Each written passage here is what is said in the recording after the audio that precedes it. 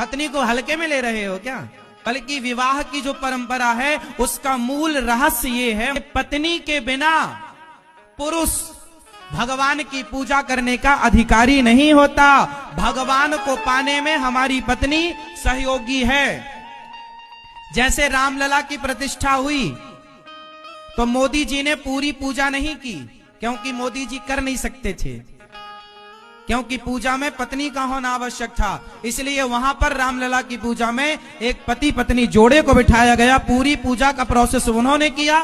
बाद में अंतिम प्रतिष्ठा में मोदी जी का केवल उपस्थिति थी। तो 6 दिन का जो पूजा थी उसमें मोदी जी नहीं बैठे। क्यों? क्योंकि तब बैठ सकते थे जब उनकी पत्नी उनके साथ हो। तो हमारी पत्नी हमें पूजा का अधिकार प्रदान करती है। हमारी पत्नी हमारे को ईश्वर की प्राप्ति में सहयोग करती है। बिना पत्नी के आप यज्ञ कर नहीं सकते। पत्नी को हल्के में ले रहे हो क्या?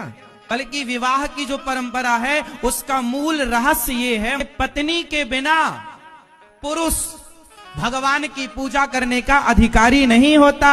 भगवान को पाने में हमारी पत्नी सहयोगी है। जैसे रामलला की प्रतिष्ठा हुई तो मोदी जी ने पूरी पूजा नहीं की, क्योंकि मोदी जी कर नहीं सकते थे, क्योंकि पूजा में पत्नी का होना आवश्यक था। इसलिए वहां पर रामलला की पूजा में एक पति पत्नी जोड़े को बिठाया गया। पूरी पूजा का प्रोसेस उन्होंने किया। बाद में अंतिम प्रतिष्ठा में मोदी जी का केवल उपस्थिति थी। तो 6 दिन का जो पूजा थी उसमें मोदी जी नहीं बैठे। क्यों? क्योंकि तब बैठ सकते थे जब उनकी पत्नी उनके साथ हो। तो हमारी पत्नी हमें पूजा का अधिकार प्रदान करती है।